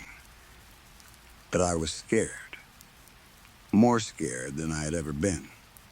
The girls moved slightly around the room, but they did not stop watching me. I still could not tell how many there were. Every time I counted, the number changed in my head. 4, 5, 6, one shape half hidden behind another, one shadow near the doorway that might have been a person or might have been nothing at all. And then I thought about Elaine. I had never met her. Not alive, anyway. I had seen pictures, of course. Melanie had shown me old photos from school, sleepovers, holidays, birthday parties, messy nights out before illness had thinned Elaine down. In the photos, Elaine always had one arm around Melanie, always leaning close, always smiling like she knew a secret nobody else did. I had thought she was only a memory. But now I imagined her standing somewhere in the room where I could not see her, listening, waiting, angry because I had suggested she did not belong. My burned hand gave another deep throb. I swallowed. Of course, I muttered. Melanie blinked. What? I lifted my eyes to her, then to the bridesmaids, then to the empty space between them. Of course Elaine should be one of the bridesmaids, I said. The change in the room was instant. A long sigh of relief passed through the group. The air seemed to loosen. Someone laughed softly. Someone else said, "Thank God." Melanie threw her arms around my neck and squeezed me hard, careful not to touch my burned hand. "Oh, darling," she said against my shoulder, "we're going to have the best wedding ever." I held her with one arm and stared over her shoulder at the bridesmaids. They were smiling now. All of them. I tried to smile, too. Because what else was I supposed to do? The wedding is still happening. The dresses are still sage green, though Melanie says we may need to adjust one of them for Elaine. I have not asked how. I have not asked who will carry it, or where it will stand, or whether I will be expected to look at the empty space beside the others and pretend everything is normal. The burn on my hand is healing slowly. The phone still works, though sometimes it grows warm when I open the wedding planning folder. Not hot enough to hurt, just warm enough to remind me. Melanie is happier now. The bridesmaids are kinder to me, too. They include me in more decisions. They ask what I think. They smile when I agree quickly. I have learned to agree quickly. Sometimes, when Melanie talks about Elaine, I answer like, "Elaine is in the room." That sounds lovely. Yes, she has a good point. Of course, she should have the same flowers as everyone else. I practice saying these things without fear in my voice. I am getting better. But every now and then, usually late at night, when Melanie is asleep beside me, and the house is quiet, I hear a soft sound from the hallway, a small scrape, a whisper of movement. Once, I heard what sounded like a woman laughing under her breath. And last night, when I went into the bathroom, there was a message written in the steam on the mirror. Not in big letters, not dramatic, just small and neat, like someone had written it with one finger. Thank you. I stood there for a long time, looking at it, while the steam slowly faded. Then, under the place where the words had been, another line appeared. Don't disappoint, Melanie. So yes, Elaine will be one of the bridesmaids. Elaine can have whatever dress she wants. And if, on the wedding day, there is a space beside Melanie's friends where nobody seems to be standing, I will smile at it like it is the most natural thing in the world. Because I want my wedding day to be perfect. And more than that, I want to survive it. Story 5. I am writing this from an infectious disease ward in Libreville, Gabon, because the doctors still will not let me go home. At first, they told me it would only be 1 more week. The doctor in charge said London was too far away. He said I could not survive a flight that long while my fever kept coming back, while my blood was still showing signs of infection, and while the wounds on my body were still open and dying around the edges. He said I needed more cleaning, more checks, more antibiotics, and more time before they could even think about putting me on a plane. That was 3 weeks ago. The nurses here are gentle with me. They move quietly around my bed. They speak in soft voices when they change the dressings, as if lowering their voices can make the wounds less terrible. They try to act like what they are seeing is normal. They try to keep their faces calm when they pull back the gauze. But I see their eyes. I see the shock before they hide it. I see the tiny pause before they start working again. And when they finally cover the wounds, I see something else too. Relief, there were 6 of us when we went into the Avindo jungle. Dr. Eleanor Vale was the leader of the survey. She was a parasitologist from the London School of Hygiene and Tropical Medicine.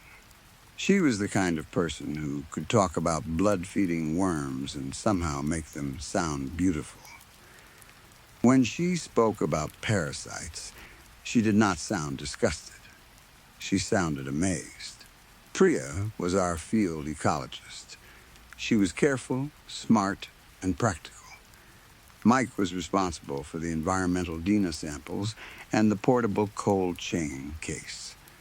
It was a battery-powered field cooler filled with vials, ethanol, lysis buffer, and spare cells. Mike complained about the weight of it from the moment we left the river. Connor was our medic. I was the photographer. I had been hired to record the trip for the school and for the funders. My job was simple. I was there to take photographs, shoot video, and make the survey look important. The 6th member of our group was Danu. He was local, quiet, and attached to the park authority. He spoke French and knew that part of the jungle better than any map ever could. At the beginning, I thought he was there to guide us into the forest. By the end, I understood he was the only reason any of us came out. Dr. Vale's work in Gabon was focused on blood-feeding leeches. It sounded ridiculous when I first heard it, but she explained it in a way that made sense. Leeches feed on animals. Some of that blood stays inside them. If you collect the leeches and study the DINA inside that blood, you can learn which animals have moved through the forest. That kind of information can help protect land. It can prove that rare animals are still present. Forest elephants, gorillas, chimpanzees, black colobus monkeys. Animals that may never show themselves to a camera or a human eye can still leave traces inside a leech. You can survey a jungle without ever seeing the animal, Dr. Vale told us. Connor laughed and said, "So we are robbing worms for monkey blood?" Dr. Vale smiled. "More or less. The plan was supposed to be simple. We would follow 3 survey lines, collect specimens, preserve them in the cold chain case, and return to the river before more bad weather came in. The jungle had already been hit by several tropical storms in the weeks before our arrival, but we were told the worst of the storm season was easing. That was what we wanted to believe. Gabon was already hot and humid when we arrived, but that was nothing compared to the jungle itself. Inside the forest, the air felt thick enough to drink. Sweat stayed on your skin and never dried. Every breath tasted wet and green. The noise was constant. Insects, birds, frogs, leaves, dripping water, things moving where you could not see them. It felt like the jungle never stopped speaking. On the second afternoon, everything changed. Mike managed to get a satellite signal while crouching under a tarp with a portable sequencer. Rain capped against the plastic overhead. He swore every time water got close to the screen. Dr. Vale sat beside him, completely still, watching the results load. When the first sample came through, she stopped blinking. Priya asked, "What is it?" Mike looked at Dr. Vale first. Then he looked at the rest of us. Bongo, Leopard, Pangolin, Connor raised his eyebrows. "That is good, right?" Dr. Vale's face lit up. "That is excellent," she said. 3 protected species in the first sample. Imagine what we will find if we collect more. That was the moment the survey stopped being simple. Dr. Vale wanted to cross the flooded basin. She said one transect through that area could give the project the proof it needed. More proof meant more funding. More funding meant another season. Another season meant more protection for the forest. Danu did not like the idea. He warned us again about the basin. He said the jungle changed during storms. Paths disappeared. Water rose quickly. He said certain low areas became dangerous after heavy rain. Dr. Vale listened, but not enough. That night, the storm hit. Calling it rain does not feel right. Rain is too soft a word. This was the sky breaking open. Water smashed down so hard that the forest vanished beyond the small circle of our camp. The river rose in the darkness. Somewhere out there, tree trunks knocked and scraped against each other in the floodwater. It was not a sound anyone could sleep through. I do not think Danu slept at all. Whenever I woke, I saw him sitting under his poncho, staring at the ground around camp. By mid-morning, the rain had stopped. For a while, the forest was strangely quiet. No birds called. Nothing moved in the branches. Water dripped from every leaf, ran down every trunk, and collected in brown pools under our boots. The air pressed against my face like a hot, damp cloth. I remember thinking I would give anything for a shower back at the hotel. Then we saw what the rain had brought out. Leeches, not just a few. Everywhere, I had never liked leeches. There is something deeply wrong about the way they move. They can get on you without being noticed. They attach quietly, feed quietly, and then you only find them later when your sock is soaked with blood or something dark and swollen drops from your skin. But these were not normal numbers. They moved over the wet ground in loops, stretching their bodies thin, gripping with one end, pulling the rest forward, then bunching up again. On bark, they were slow. In mud, they were faster. In standing water, they were horribly quick. They swam. That was the worst part. They flicked through puddles with flat, muscular movements, less like worms and more like strips of living flesh. They came from leaves, rotten wood, mud, and shallow pools. Some hung from the undersides of plants. Others writhed together in knots until someone stepped close, and then they all seemed to know where to go. Danu looked at us and said, "Do not sit down." Nobody laughed. Dr. Vale looked excited. "Collect as many as you can from this section," she said. Around midday, we were moving through a stand of tall oakum trees and strangler figs when something crashed through the undergrowth ahead of us. It was a small antelope, a duker, no taller than my knee. For a second, I thought it was only wet and muddy. Then it stumbled into a patch of gray light, and I saw that its skin was moving. Leeches hung from its ears. They clung to its eyelids. They covered its belly in dark ropes. Some were thin and reaching. Others were fat and pale with blood. One side of its muzzle was hidden under them. The animal tried to run past us, but it reached a flooded part of the trail and its legs gave out. Then the puddles around it moved. I still do not know how else to describe it. The water, the mud, the leaves, all of it seemed to wake up at once. Leeches rose from the hollow like black hooks. Others peeled themselves from the mud and began moving toward the animal. They looped, swam, crawled, and climbed over each other, all heading for the same place. Danu whispered something in French. Dr. Vale did not move. Priya asked, "What are they doing?" Dr. Vale answered quietly. Competing, the first ones reached the soft places, the mouth, the eyes, the underside. Then more came, and more. They moved with a blind hunger that made my stomach turn. The duker kicked weakly. Then it stopped. The feeding continued. I filmed it. I hate myself for that now, but at the time, I told myself I was recording something important. That was my job. I was supposed to document the survey. I kept the camera up as the leeches crawled over the animal in a living black pile. Then, the disgust hit me all at once, and I lowered the camera, nearly sick. There was something worse than ordinary predation in it.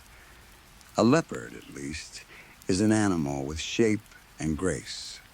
These things were only hunger. No face, no sound, no mercy. Just bodies sliding and swelling and fighting for blood. Danu told us that local trackers had stories about something like this after extreme storms. They called it a bloom. Eggs lay hidden in flooded soil. Larvae hatched in huge numbers. The stories said the leeches did not care whether flesh was alive or dead. Most scientists had dismissed that last part as exaggeration. Dr. Vale was not dismissing it anymore. Scavenging is not impossible, she said. Some leeches can do it. But a terrestrial blood-feeding species acting this aggressively, she did not finish. Danu shook his head. We watched the duker disappear under the moving mound. We should have turned back then. Priya wanted to. Danu wanted to. Even Mike said the sample case was already full enough. Connor did not say much, but I saw the way he looked at the ground before every step. Dr. Vale argued that the event was extraordinary. She said it might be an undocumented species, maybe even a reproductive strategy that had never been properly described. She said the bloom might only last a short time. If they fed, bred, and died quickly, no one would find them once the storm cycle ended. She said leaving would mean walking away from a discovery. That is the danger of intelligent people. They can make a terrible decision sound like a responsibility. So, we continued. For the next hour, the leeches appeared in patches. One part of the path would look clear. Then, a few steps later, the wet leaves ahead of us would begin to ripple. Danu led us. Priya stepped where he stepped. Mike followed with the cold chain case. Connor came behind him. Dr. Vale and I were last. I filmed too much. I filmed leeches moving up wet tree bark. I filmed them crossing puddles. I filmed Dr. Vale collecting them with forceps while her hands shook with excitement. I filmed Priya telling me to put the camera down and help. I filmed Connor lifting his trouser leg to show us the bite on his calf. It sat just above the top of his boot, a dark split in the skin. The blood coming out of it was too thin and too bright. It ran down his shin, disappeared into his sock, and kept going. "Anticoagulant, Doctor," Vale said while Priya cleaned the wound. Connor tried to joke. "I hope my pay does not get cut, because you lot have to treat the medic." Priya smiled. No one else did. By late afternoon, the rain returned.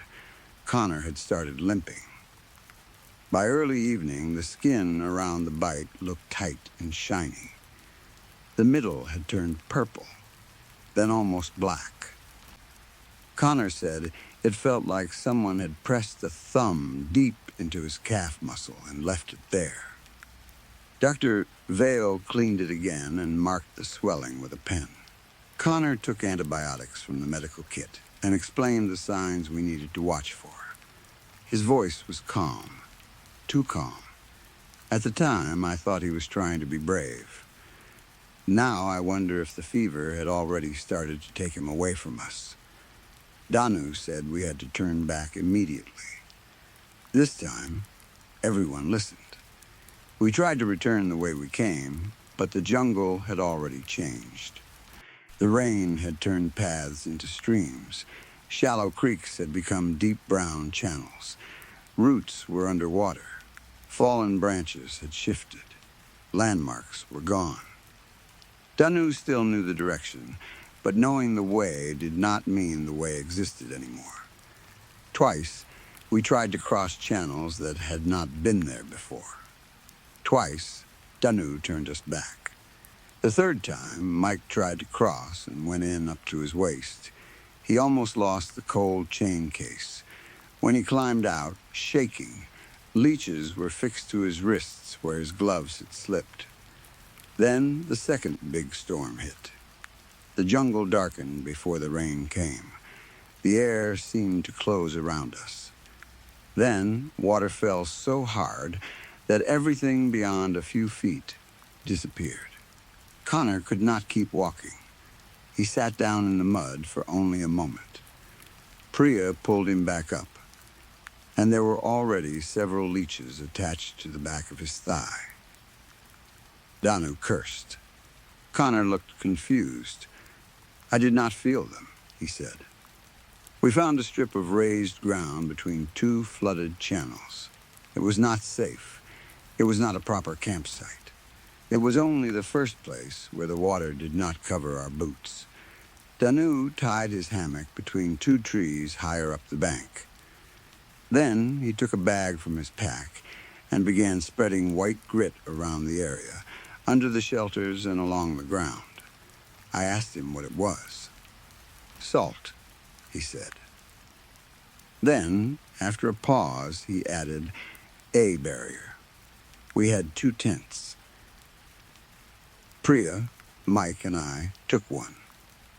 Connor and Dr. Vale took the other so she could watch his wound. Before I fell asleep, I heard Connor through the tent fabric. "Still bleeding?" Dr. Vale answered, "A little." Connor said, "Feels numb now." There was a long pause. Then Dr. Vale said, "Try to sleep." The rain eased for maybe an hour. Then, around midnight, the storm returned. At first, it sounded normal. Rain tapping on nylon, water dripping from leaves, the low rush of floodwater moving through the channels below us. Then the sky opened again. The tent walls trembled. Water pushed under the ground sheet in cold waves. The air inside became hot, sour, and thick with the smell of mud. Every seam shone with condensation. At 2:17 in the morning, I woke to Priya whispering my name. She was sitting upright in her sleeping bag. Her headlamp was pointed at the tent wall. At first, I thought rain was running down the outside of the fabric. Then I saw the lines were moving upward. They were not water. They were leeches. They had climbed the ropes. They had come under the fly sheet. They were gathered along the wet seams, pressing themselves against the stitching, testing every join. Some moved with that looping, reaching motion. Others slid through the thin water on the fabric as if the tent wall was a stream. One pushed through a tiny hole near the zip. It came in slowly, almost gently. Then it dropped onto Mike's sleeping bag. Mike woke when Priya kicked him and swore. The light moved across the tent, and that was when we saw more of them. They were coming through tiny openings in the walls and roof. Some had squeezed through the stitching. Others must have found holes we had not even noticed. Everything became panic. We grabbed boots, bags, headlamps, anything we could reach. Priya sprayed repellent until the air burned our throats. Mike slapped at his neck and came away with blood on his fingers. I unzipped the tent and fell out into the mud. Outside, the ground was alive. Danu was already standing on a fallen log, waving his torch and shouting, "Up! Get off the ground!" Then Connor made a sound from the other tent. It was not a scream. It was smaller than that. Stranger, like the sound had been pulled out of him. Dr. Vale screamed next. She crawled out on her elbows. Her shirt was moving. Her hair was moving. Leeches hung from her lower lip, from the corners of her eyes, from the skin under her jaw. She clawed at them, but every one she ripped away left blood behind. And every smear of blood seemed to bring more. Danu threw the rest of the salt over her. The leeches twisted and dropped. Some curled and writhed on the mud. Others held on harder, tightening against her skin as if they knew they were dying and still refused to let go. Dr. Vale whimpered. Priya tried to run toward Connor's tent, but Danu grabbed her pack strap and pulled her back. No, Connor was still inside. His lamp was on, and we could see his shape through the yellow fabric. That shape still returns in my fever dreams. He was sitting upright. Calm, waiting, the tent walls around him pulsed. The leeches were entering from everywhere the water came in. The floor seam, the vent, the zip, the stitched loops in the corners. They did not move randomly. They all moved toward him. The flap was half open, and I could see his legs. The bandage on his calf was soaked through, and they had found the wound. Connor spoke from inside the tent, soft and distant. "I think they found the warm part," he said. Then, after a pause, he added, "I cannot feel my foot anymore." Dr. Vale cried, "We have to get him out." She reached for the tent flap, but Danu caught her before she could go in. For 1 second, the flap opened wider, and we saw him. I wish I had not. They were all over him. His body was covered in thick, black, pulsing worms. They moved over his clothes, his arms, his neck, his face. Each time he opened his mouth to breathe, some of them slipped inside. I heard myself shouting his name, telling him to wake up, telling the things to get off him. Connor spoke again. "I am sorry," he said. "I slowed you down." Priya was crying. Mike was crying too, I think. I know I was making a sound I did not recognize as my own. Connor said, "It does not hurt now." That was worse than a scream. He sounded relieved. The tent sagged inward, and we lost sight of him. By then, the leeches were swarming us too. We could not keep them off. They came from the mud, from the roots, from the wet leaves, from the puddles around our boots. Every time we pulled one away, another seemed to appear. We left him. I need to say that clearly. We left Connor in the tent. We could not save him. Maybe that is true. Maybe it is only what I tell myself so I can keep breathing. But the truth is that we ran. Danu forced us up the steep bank toward higher ground. Dr. Vale could barely walk. Her bites kept bleeding through the dressings. Her face had gone gray. Priya and I supported her between us. Mike and Danu carried the bags. Even then, Dr. Vale would not let go of the cold chain case. Even then, she wanted the samples. They die after feeding, she kept saying. They have to. Hatch, feed, breed, die. That is why no one finds them later. The big storms must trigger the hatch. No one answered. The leeches followed us as best they could. Sometimes I looked back with the torch and saw them wriggling after us through the mud. Sometimes lightning showed them upright on leaves and branches, reaching into the air as if they were tasting our approach. Some swam through puddles. Some climbed wet trunks and dropped when we passed under them. When we stopped, they came faster. That was their rule. They did not need to outrun anything. They only needed their prey to get tired. They needed it to bleed. They needed it to slow down. The jungle helped them. Every gully became a path. Every trickle of water became a trail. Sweat ran down our backs. Blood soaked our socks. Our breath moved through the wet air. It felt like the whole forest had become one huge mouth, tasting us.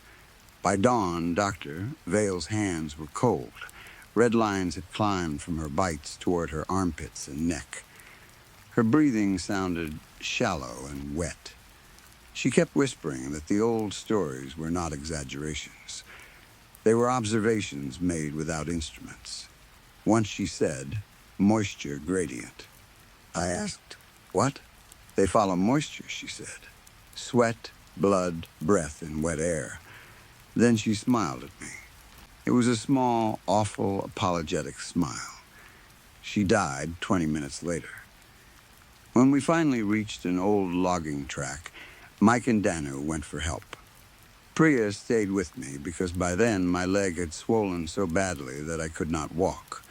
I could not even get my boot off. All of us had been bitten. 30 times. Maybe 50. It is hard to count holes when they keep opening and bleeding again. But not like Connor. Not like Dr. Vale. That is what the doctors keep explaining to me now. They say bacterial load, bite location, immune response, time to antibiotics, luck. I remember the helicopter.